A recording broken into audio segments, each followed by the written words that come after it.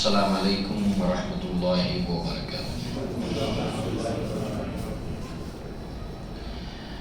ان الحمد للہ نحمده ونستعینه ونستغفره ونؤمن به ونتوکل علیہ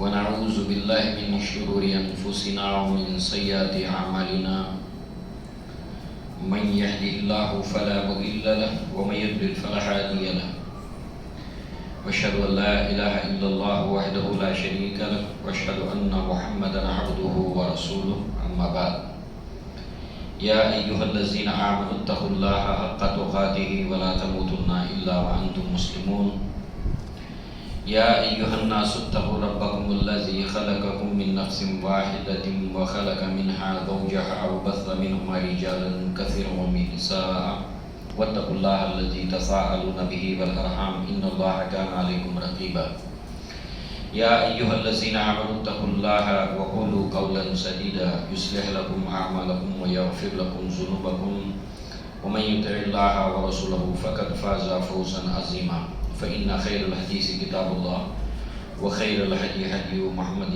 صلى الله عليه وسلم وشر الامور محدثاتها وكل محدثة بدعة وكل بدعة ضلالة وكل ضلالة في النار وقال الله تبارك وتعالى اعلموا انما الحياة الدنيا لعب ولهو وزينة وتفاخر بينكم وتكاثر في الاموال والاولاد رب اشرح لي صدري ويسر لي امري واحلل عقدة من لساني يفقهوا قولي اللهم ارنا الحق حقا وارزقنا اتباعه وارنا الباطل باطلا وارزقنا اجتنابه آمین یا رب العالمین۔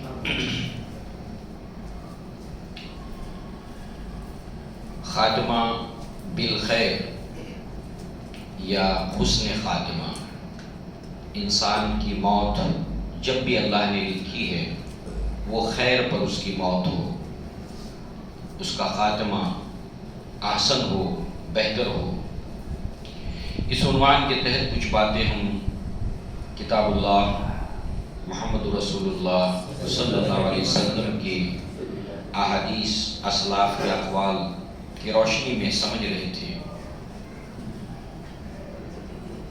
اسی عنوان کو جاری رکھتے ہوئے خاتمہ بالخیر کے لیے جو اسباب اسلاف اور علماء نے بیان کیے ان میں سے ایک یہ بھی ہے کہ لمبی امیدوں سے ضبط کرنا۔ دنیا میں رہ کر انسان بڑی لمبی امیدیں وابستہ رکھتا ہے، اس کے اوپر ضبط کرنا، اس کے اوپر کنٹرول رکھنا، یہ ایک سبب ہے خاتمہ بالخیر کا، یہ ایک وجہ ہے خاتمہ بالخیر کی۔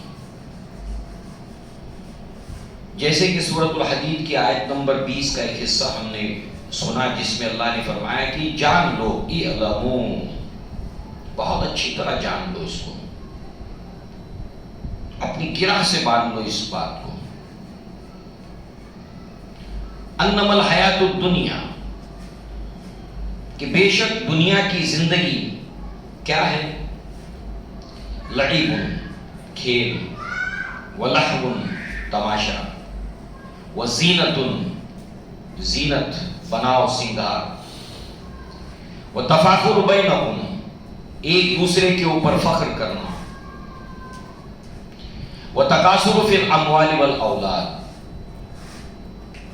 اور مال اور اولاد میں کثرت۔ جس طریقے سے اللہ تعالیٰ نے اس آیت کے حصے میں اگلے حصے کے اندر ایک مثال بیان کی، جس طریقے سے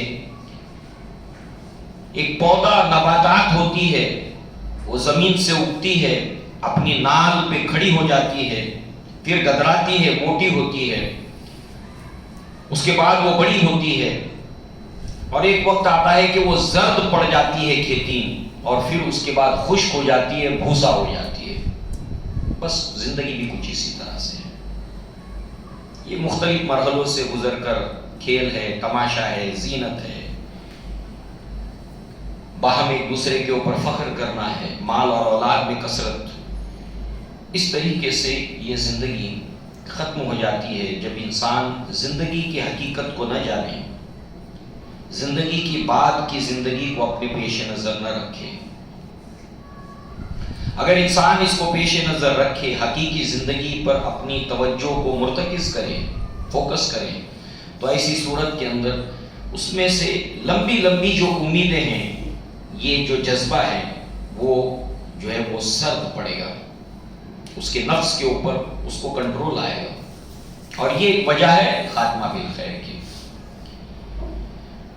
لہذا بخاری کے اندر کتاب الرقاق کے اندر علی بن ابی طالب کا اثر ہے، کہتے ہیں ارتحلت الدنیا مدبرا وارتحلت الآخرہ مقبلا ولکل واحدۃ منہما بنون فکونوا من ابناء الآخرہ وتکونوا من ابناء الدنیا فإن اليوم عمل ولا حساب وغدا حساب ولا عمل۔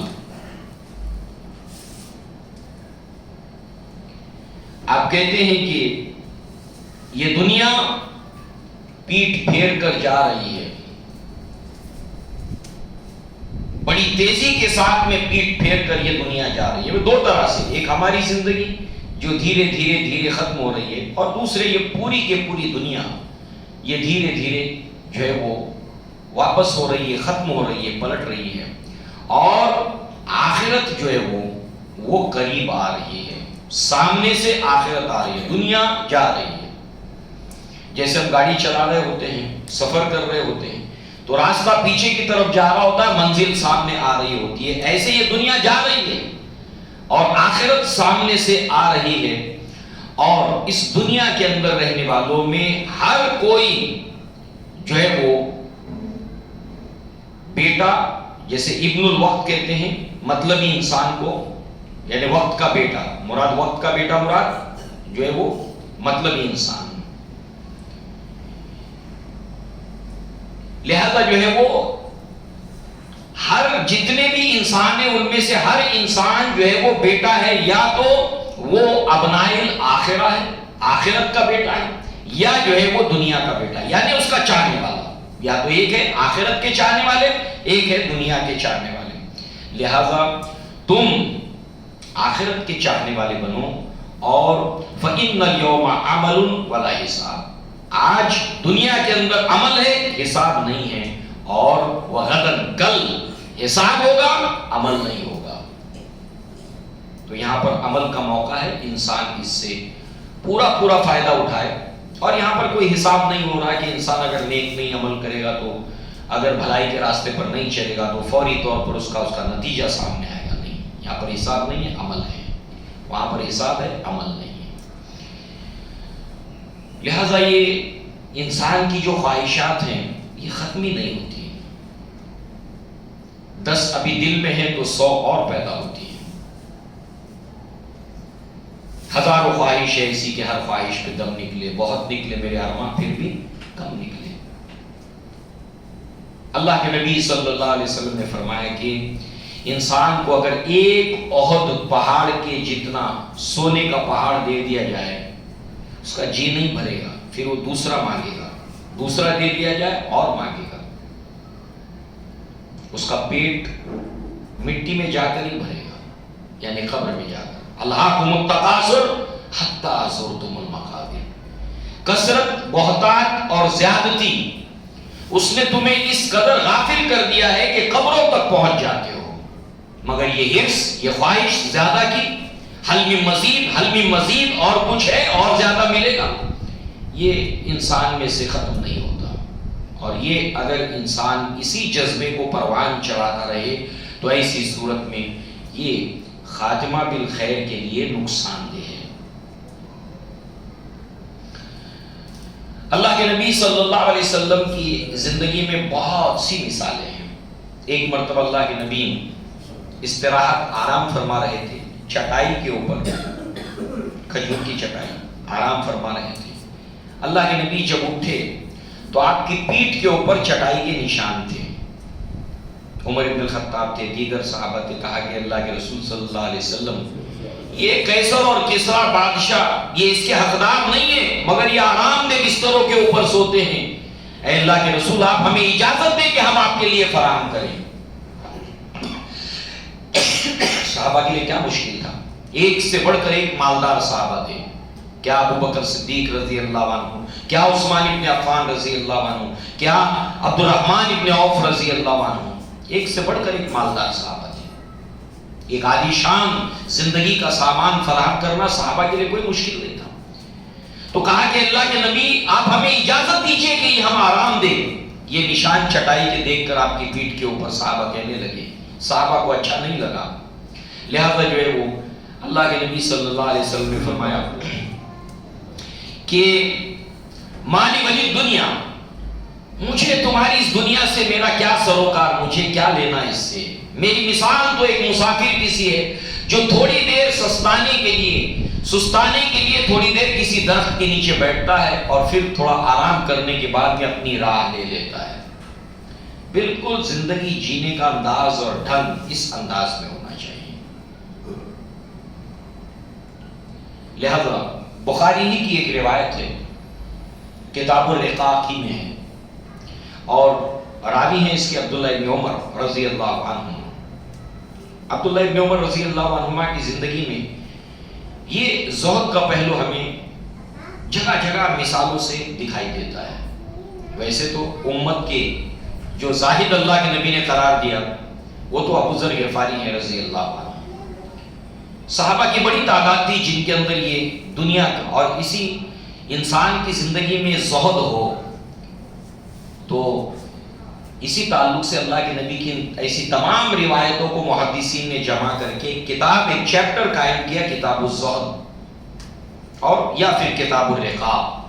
دنیا کی محبت انسان سے کم ہو جائے۔ ٹھیک ہے، محنت کرنا ہے، کمانا ہے، کاروبار کرنا ہے، تجارت کرنا ہے، سب کچھ کرنا ہے، پیسہ ہو بھی، دولت مند ہو بھی، تب بھی زہد ہونا چاہیے۔ کیا ابو بکر کے پاس پیسے نہیں تھے؟ زاہد تھے آپ۔ عبد الرحمن ابن عوف کے پاس نہیں تھے مگر زاہد تھے آپ۔ یعنی اس کے ہونے کے باوجود اس سے دلی شغف اور محبت اور جنون نہیں تھا۔ لہذا جو ہے وہ آپ فرماتے ہیں کہ ایک مرتبہ اخذ النبی صلی اللہ علیہ وسلم منقبی، اللہ کے نبی نے اپنے دونوں ہاتھوں کو میرے کاندھے کے اوپر رکھا اور فرمایا کن فی الدنیا کأنک غریب او عابر سبیل، کہ دنیا کے اندر اس طرح رہو جیسے تم غریب ہو، اجنبی ہو، یا راہ چلتے مسافر۔ اب دو باتیں بتائیں اللہ کے نبی نے، زندگی کیسے گزارنی چاہیے؟ جیسے غریب، غریب مطلب ہمارے یہاں پر اردو میں جو اس کا معنی ہے وہ نہیں، اردو میں ہمارے یہاں پر غریب کا معنی ہے وہ نہیں، عربی زبان میں غریب کا معنی کیا ہے ابھی ہم دیکھیں گے۔ ایک غریب کی طرح سے اور ایک مسافر کی طرح سے زندگی گزارو۔ غریب اجنبی کو کہتے ہیں، جس کو کوئی اجنبی کو کوئی جانتا نہیں۔ ابھی ہم ایک محلے میں اگر رہتے ہیں، ایک دوسرے کو جانتے پہچانتے ہیں، نمازی مسجد کے ایک دوسرے کو جانتے پہچانتے ہیں، اچانک ایک بار ہر نماز کے اندر ظہر میں، عصر میں، مغرب میں ایک شخص کو ہم دیکھنے لگتے، آج بھی کل بھی دیکھتے ہیں، یار یہ نماز میں ڈیلی آ رہا ہے، اجنبی آدمی ہے، ہمارے یہاں کا تو نہیں لگتا، مگر یہ کون ہے شخص؟ تو کوئی اس کو پہچانتا نہیں، اجنبی انسان۔ اس طریقے سے جو ہے وہ اپنے معاملات کو بہت زیادہ جو ہے وہ، جیسے انسان کے اندر جو ہے وہ کثرت اور بہتات کے اندر ایک شہرت کی بھوک بھی ہوتی ہے۔ اب اجنبیت اس کے بالکل خلاف ہے، اجنبی انسان اس کے بالکل خلاف ہے، اس کو کوئی نہیں پہچانتا۔ اسی کے ساتھ ایک مسافر کی طرح زندگی گزارو۔ اب مسافر کا معاملہ کیا ہے کہ چاہے وہ عالی شان سواری ایروپلین کے اندر جو ہے وہ سفر کر رہا ہو، چارٹر پلین کیوں نہ ہو، پرائیویٹ چارٹر پلین جس کے اندر خاص لوگ جاتے ہیں، بہت سے لوگ کے ہوتے ہیں، سارے انتظام، سارے بندوبست اس کے اندر ہے، بہت عالی شان سواری ہے، مگر ظاہر سی بات ہے کہ کوئی انسان جو ہے وہ کتنی عالی شان سواری کے اندر سفر کرے، مگر اس کو انتظار ہوتا ہے اپنی منزل کا کہ کب میں اس میں سے اتروں۔ ہوائی جہاز میں بیٹھا ہے 1 گھنٹہ 2 گھنٹہ 3 گھنٹہ، اس کو فکر ہوتی ہے کہ کب میں اتروں گا ایئرپورٹ کے اوپر۔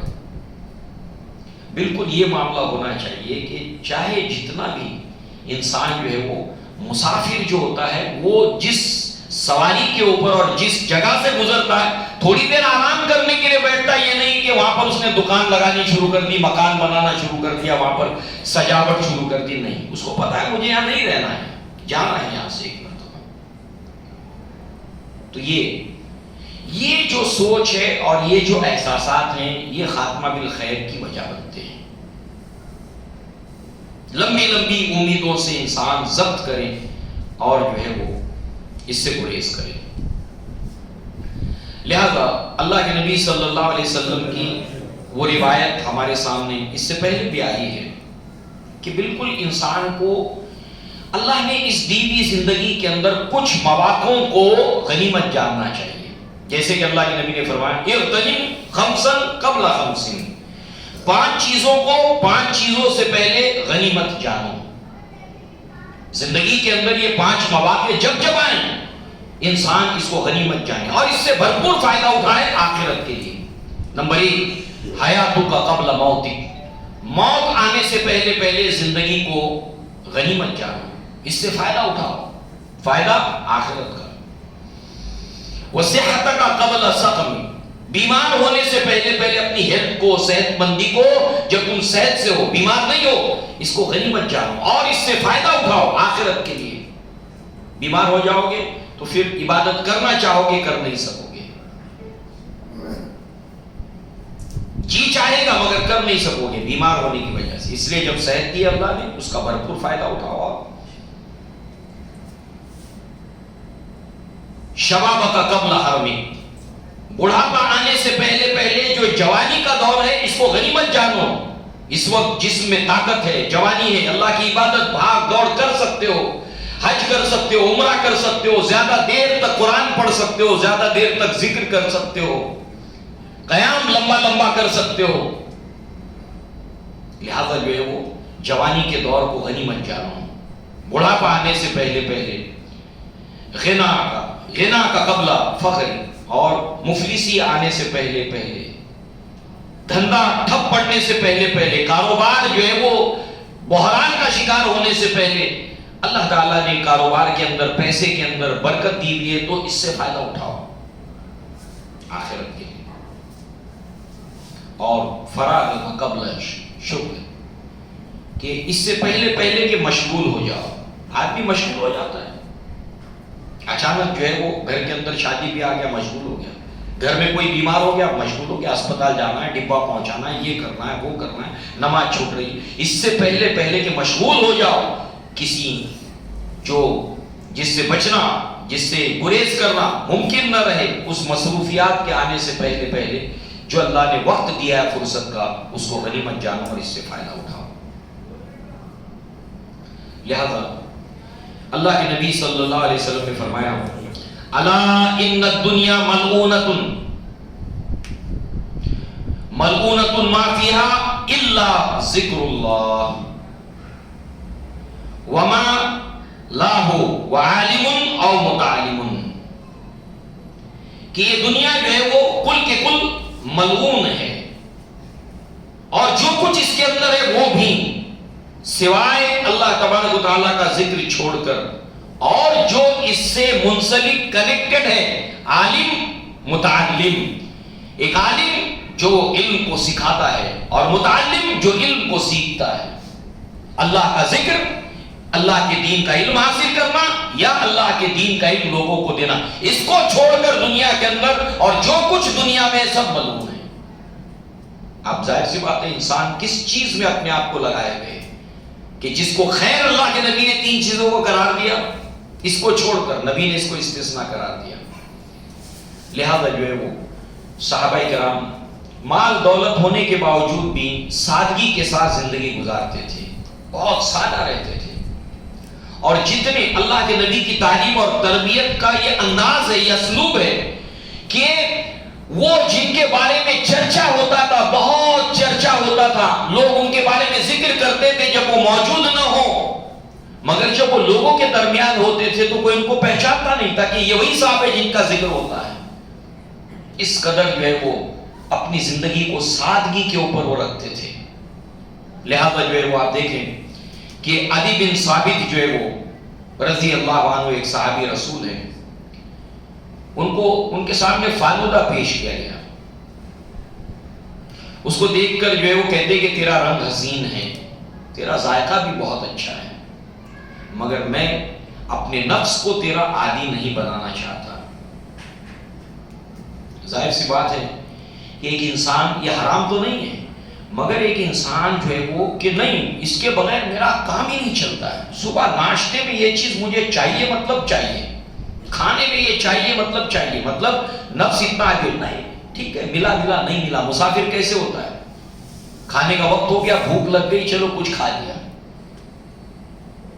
یہ نہیں کہ یہی چاہیے وہی چاہیے.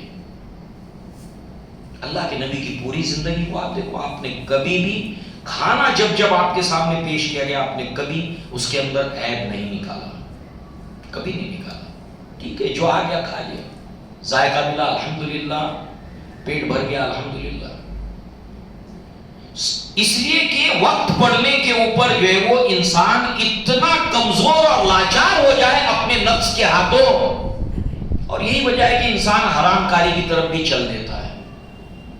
عبدالرحمن ابن عوف کو اللہ کے نبی صلی اللہ علیہ وسلم نے دوم الجندل کی طرف جو ہے وہ بھیجا 300 صحابہ کے ساتھ. مالدار صحابی رسول تھے، اور جو بھی سب ان 300 صحابہ نے اپنے ساتھ میں توشہ کھانے کا سامان لیا ہوا تھا، جب وہ ٹھہرتے کسی جگہ پہ پڑاؤ کرتے تھے تو سب اپنے اپنے سامان میں سے جمع کرتے، ایک جگہ پر کھاتے، استعمال کرتے. پھر اگلے پڑاؤ پہ ہوتے سارا کھانا ختم ہو گیا.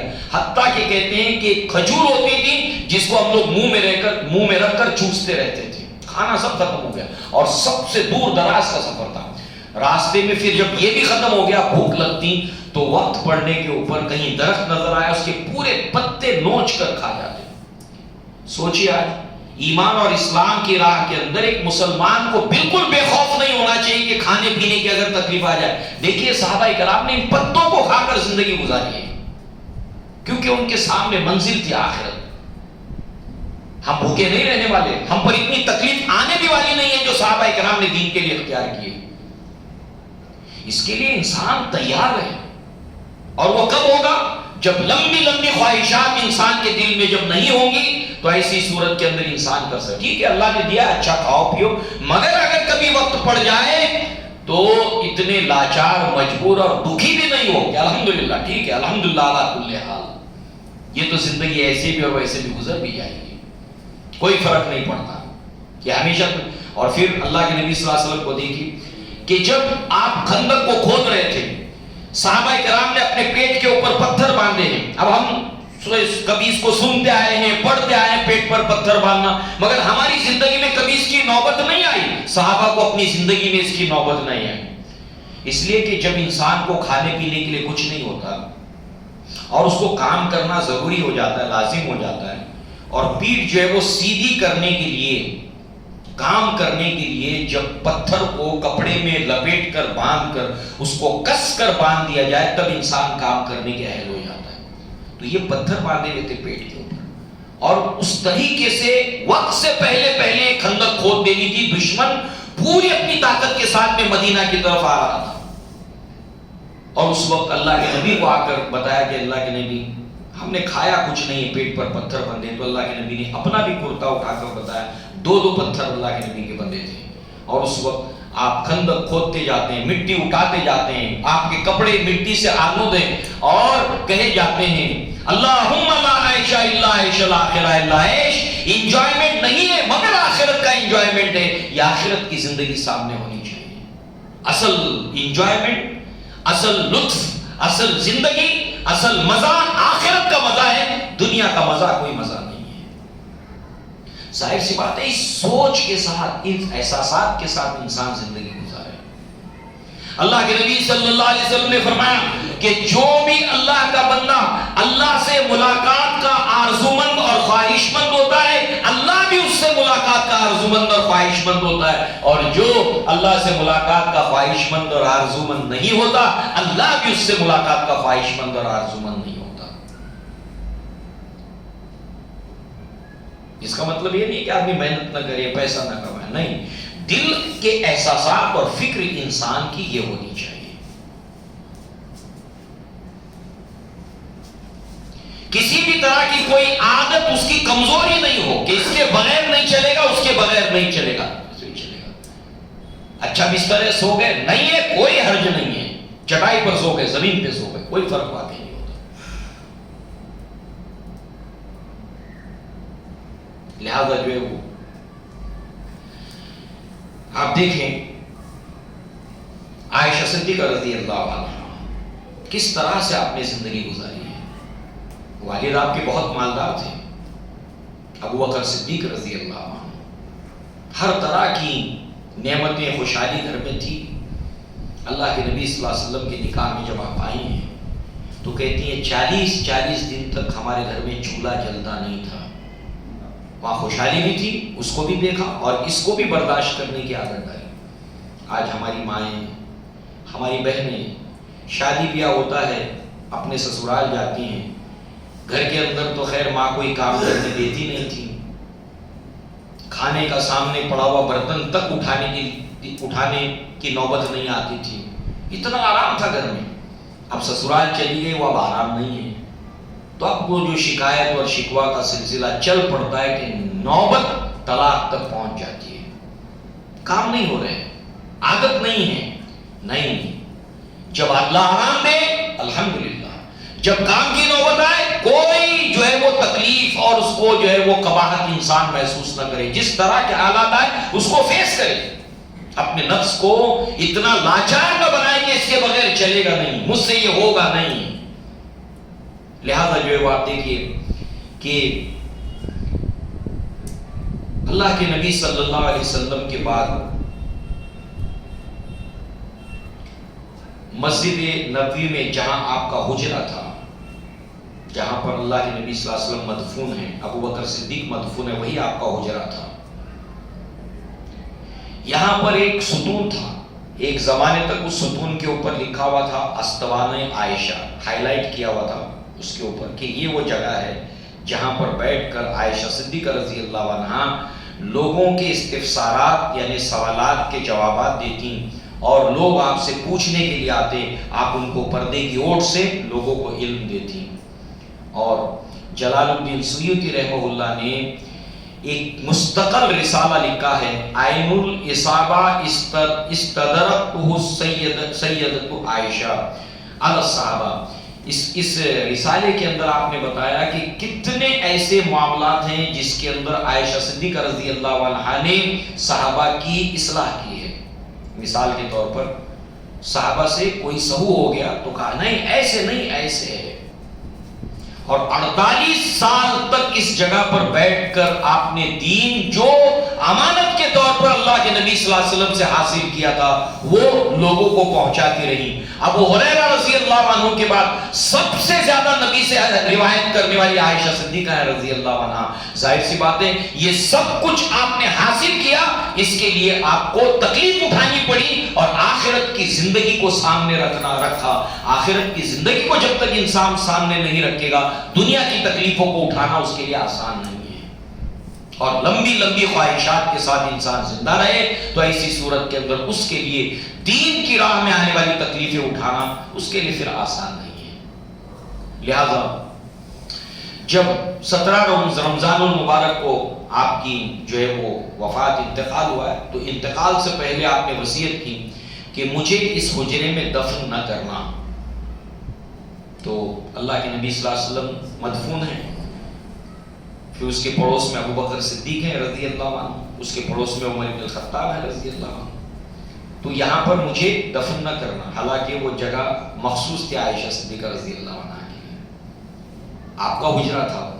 مگر جب ابو بکر تو آپ کے والد تھے، عمر بن الخطاب کا جب آخری وقت آیا تو اس کے بعد آپ نے اپنے بیٹے کو زخمی حالت میں تھے بھیجا کہ جاؤ ام المؤمنین مسلمانوں کی ماں، ان کو جا کر میرا سلام کہنا اور کہنا کہ عمر جو ہے وہ اللہ کے نبی کے پڑوس میں جوار کے اندر مدفون ہونے کی آپ سے اجازت چاہتا ہے. اگر آپ اجازت تو آپ مالک ہیں، آپ کا حجرہ ہے، تو میری خواہش ہے. عائشہ صدیقہ رضی اللہ عنہ پہلے تو رونے لگی، عمر بن الخطاب کی شخصیت. کہا کہ میں نے یہ اپنے لیے مخصوص رکھا تھا، مگر یہ کہ عمر بن الخطاب کے لیے میں اس کی اجازت دیتی ہوں. اور بیٹے کو کہتے کہ کہنا عمر نے کہا ہے، امیر المؤمنین مت کہنا کہ وہ حکم سمجھ لیں.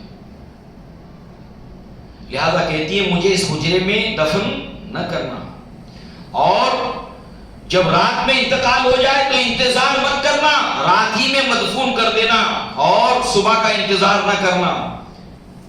صحابہ کہتے ہیں کہ اتنا جمع غفیر، اتنا بڑا مجمع ہم نے کبھی نہیں دیکھا جتنا عائشہ صدیقہ رضی اللہ عنہا کے جنازے کے اندر دیکھا ہے. اور اللہ کے نبی صلی اللہ علیہ وسلم نے فرمایا کہ جس کے جنازے کے اندر، جس کی میت کے اندر 70 موحدین جمع ہو اور اس کے لیے استغفار کریں، یہ علامت ہے اس بات کی کہ اللہ تعالیٰ اس کی مغفرت کر دیتا ہے. جو 30 علامتیں بتائی گئی ہیں، کہتے ہیں اتنا بڑا جمع غفیر ہم نے کبھی نہیں دیکھا.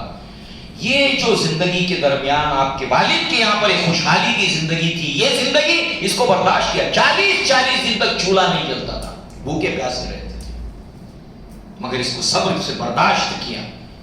تو ظاہر سی بات ہے جب بہت ساری دنیا ہم اپنے لیے اوڑھ کر بیٹھیں گے تو ہمارے لیے جو ہے وہ دین کی خاطر، اسلام کی خاطر ایسے آنے والے حالات کے اندر صبر کرنا پھر آسان نہیں ہے. تو یہ ہے ضبط نفس جو ہے وہ، جو خاتمہ بالخیر کی جو ہے وہ وجہ بنتا ہے. اسی کے ساتھ ساتھ اللہ کے نبی صلی اللہ علیہ وسلم نے خاتمہ بالخیر یا شہادت کی موت کو لے کر کچھ وجوہات بیان کی ہیں. اگر اس وجہ سے انسان کی موت ہو جائے، یہ اسباب ہیں، تو وہ خاتمہ بالخیر کی علامتوں میں سے ہے، اس کو شہادت کا مرتبہ حاصل ہوتا ہے. ابو ہریرہ رضی اللہ عنہ فرماتے ہیں، مسلم شریف کی روایت ہے، قال رسول اللہ صلی اللہ علیہ وسلم ما تعدون دون الشہید فیکم، کیا میں تمہیں بتاؤں گن کر کہ کون کون شہید ہے، اللہ کی راہ میں اسے شہادت کا مرتبہ ملتا ہے. قالوا یا رسول اللہ صلی اللہ علیہ وسلم، ہم نے کہا کہ ضرور ہے اللہ کے نبی صلی اللہ علیہ وسلم، آپ ہمیں بتائیں. من قتل فی سبیل اللہ فہو شہید، جو اللہ کی راہ میں قتل ہو جائے وہ شہید ہے. نمبر 1. قال ان شہداء امتی اذا لقلیل، مگر یہ ہے کہ میری امت کے اندر شہداء کی تعداد بہت کم ہوگی. جو اللہ کی راہ میں قتل ہو جائے وہ شہید ہے، مگر میری امت میں شہداء کی تعداد کم ہوگی، قلیل ہوگی. تو فمن ہم یا رسول اللہ، تو پھر اے اللہ کے رسول صلی اللہ علیہ وسلم، پھر یہ شہادت کی تعداد اگر کم ہوگی تو پھر جس کے اندر یہ خواہش ہے کہ اسے شہادت کی موت میسر آئے. اللہ کے نبی صلی اللہ علیہ وسلم نے فرمایا کہ فمن قتل فی سبیل اللہ فہو شہید ومن مات فی سبیل اللہ فہو شہید. وہ اللہ کی راہ میں ہے مگر اس نے وہ وقت نہیں پایا، مار کا نہیں ہوا، اس کی جان کام نہیں آئی، راستے میں انتقال کر گیا، وہ بھی شہید ہے. اسی طریقے سے ومن مات فی الطاعون فہو شہید، جو طاعون کی بیماری سے مر جائے وہ بھی شہید ہے. ومن مات فی البطن فہو شہید، اور جو پیٹ کی بیماری سے مر جائے وہ بھی شہید ہے. اور دوسری ایک روایت کے اندر ہے والغریق شہید، جو ڈوب کر مر جائے وہ بھی شہید ہے. لہذا جو ہے وہ یہ بھی موت کے اسباب کو اللہ کے نبی صلی اللہ علیہ وسلم نے خاتمہ بالخیر اور شہادت کی وجوہات بیان کی. اسی طریقے سے اللہ کے نبی صلی اللہ علیہ وسلم نے فرمایا کہ اتدری من شہداء امتی، کیا تم جانتے ہو میری امت کے شہداء کون ہیں؟ قتل المسلم شہادتاً، جو اللہ کی راہ میں قتل کر دیا جائے وہ شہید ہے. والطاعون شہادتاً، جو طاعون کی بیماری سے مر جائے وہ شہید ہے. والمرأۃ یقتلها ولدها جمعا شہادتاً، یہ بھی مسند احمد کی روایت ہے کہ کوئی عورت بچے کی ولادت کے وقت میں، یعنی زچگی کے وقت میں، بچے کی ولادت کے وقت میں اس کی جان چلی جائے، اس کا انتقال ہو جائے، اللہ کے نبی صلی اللہ علیہ وسلم نے اس کو شہید قرار دیا. یہ خاتمہ بالخیر کی علامتوں میں سے ہے. دوستو یہ سب باتیں ہم کیوں سن رہے ہیں؟ تاکہ ہمارے دل کے اندر وہ جذبہ پیدا ہو کہ میرا خاتمہ خیر کے اوپر ہو، اور ہم اس کے لیے جو اسباب بیان کیے گئے ہیں ان اسباب کو اختیار کریں. اسی طریقے سے اللہ کے نبی نے فرمایا صاحب الحدم، جو دب کر مر جائے، اللہ کے نبی نے اس کو شہید قرار دیا۔ اور اسی طریقے سے سلی کی بیماری سے، یہ سلی کی بیماری جو محققین نے بتایا کہ اللہ کے نبی کے جو زمانے میں اس کو سل کہا گیا، سلی کی بیماری، یہ ٹی بی کی بیماری ہے، جو ٹی بی کی بیماری سے مر جائے وہ شہید ہے۔ سمندری طوفان کے اندر کوئی جو ہے وہ آ کر اس کی زد میں آ کر مر جائے وہ شہید ہے، اور جو ہے وہ ڈوب کر مرنے والا شہید ہے، پہاڑ کی چوٹی سے گر کر مرنے والا شہید ہے، اور جسے کوئی درندہ پھاڑ کر کھا جائے۔ لہذا جو ہے وہ اس طرح سے جو ہے وہ ہمیں یہ تمام کے تمام جو اللہ کے نبی نے خبریں دی ہیں، اس کے ساتھ ساتھ جو ہے وہ اللہ کے نبی صلی اللہ علیہ وسلم نے خاتمہ بالخیر کی جو علامتیں بتائی ہیں، جو اسباب بتائے ہیں، ایک مسلمان کا کام ہے کہ وہ اس کو جانے، اس کو سمجھے، اور اپنی دعاؤں کے اندر اللہ تبارک و تعالیٰ سے دعا کو ہمیشہ مانگتا رہے، اپنی مستقل دعا میں اس دعا کو شامل کرے جو سورہ یوسف کے اندر ہے، انت ولی فی الدنیا والآخرہ توفنی مسلما والحقنی بالصالحین۔ لہذا ہمیں اس بات کی فکر کرنا چاہیے اور موت کو ہمیشہ یاد رکھنا چاہیے، ہمارا خاتمہ خیر کے اوپر ہو، اس کے لیے اللہ تعالیٰ سے دعا کرنا چاہیے، ان اسباب کو اختیار کرنا چاہیے۔ انشاءاللہ جیسے کہ مطالبہ تھا کہ اللہ کے نبی صلی اللہ علیہ وسلم کی سیرت کو ہم سلسلے وار سننا جو ہے وہ چاہتے ہیں، تو انشاءاللہ ہم اگلی مرتبہ جو درس ہوگا سنیچر کو، تو اللہ کے نبی کی سیرت کو ہم سلسلہ وار انشاءاللہ سنیں گے۔ اس سے پہلے ہم یہ بات سن چکے ہیں کہ اللہ کے نبی کی سیرت کو پڑھنا، سننا، سمجھنا کیوں ضروری ہے۔ یہ اللہ کے نبی سے محبت کی وجہ بنتی ہے، اللہ کے نبی کی محبت کی بڑھوتری کی وجہ بنتی ہے۔ اللہ کے نبی صلی اللہ علیہ وسلم کو یاد کرنا، یہ گویا کہ اس آیت کی تفسیر بھی ہے، وَرَفَعْنَا لَكَ ذِكْرَكَ، کہ نبی ہم آپ کے ذکر کو بلند کریں گے۔ تو اس سے بہتر کیا شغل ہو سکتا ہے، کیا مصروفیات ہو سکتی ہے کہ ہم جو اللہ تعالیٰ نے فرمایا کہ نبی ہم آپ کے ذکر کو بلند کریں گے، کہ ہم اللہ کے نبی صلی اللہ علیہ وسلم کا چرچا کریں، ذکر کریں، سنیں۔ ہمارے پاس وقت نہیں ہے، مصروفیات کا یہ دور ہے، پڑھنے کا وقت نہیں ہے، تو کم سے کم ہفتے میں ہم ایک مرتبہ آ کر بیٹھیں، تھوڑا ہماری سامنے سے شروع سے لے کر آخر تک اللہ کے نبی کی زندگی کیسی تھی یہ ہمارے سامنے گزر جائے۔ سوچئے کہ ہم اللہ کے رسول کے ماننے والے ہیں، اللہ کے نبی صلی اللہ علیہ وسلم سے محبت کرنے کا دعویٰ کرنے والے ہیں، مگر ہم سے اگر پوچھا جائے کہ تم اللہ کے نبی کو شروع سے آخر تک جانتے ہو، اللہ کے نبی صلی اللہ علیہ وسلم کی ولادت سے لے کر وفات تک کی زندگی کو تھوڑا سا ہمیں بتاؤ، کیسی تھی آپ کی زندگی، کیسی تھی آپ کی جوانی، کیسی تھی آپ کی نوجوانی، کیسی تھی آپ کی شادی شدہ زندگی، گھر والوں کے ساتھ آپ کیسے رہتے تھے، صحابہ کے ساتھ آپ کیسے رہتے تھے۔ تو انشاءاللہ جو ہے وہ اس عنوان کے تحت ہم، یہ بہت ہی مبارک عنوان ہے، بہت ہی بابرکت عنوان ہے، اللہ تعالیٰ کو پسند ہے یہ کہ اس کے نبی کا ذکر کیا جائے، چرچا کیا جائے۔ اللہ تعالیٰ سے دعا ہے کہ اللہ تعالیٰ ہمیں نیک عمل کرنے کی توفیق عطا فرمائے۔ اقول قولی ھذا واستغفر اللہ لی ولکم ولسائر المسلمین والمسلمات وآخر دعوانا الحمدللہ رب العالمین۔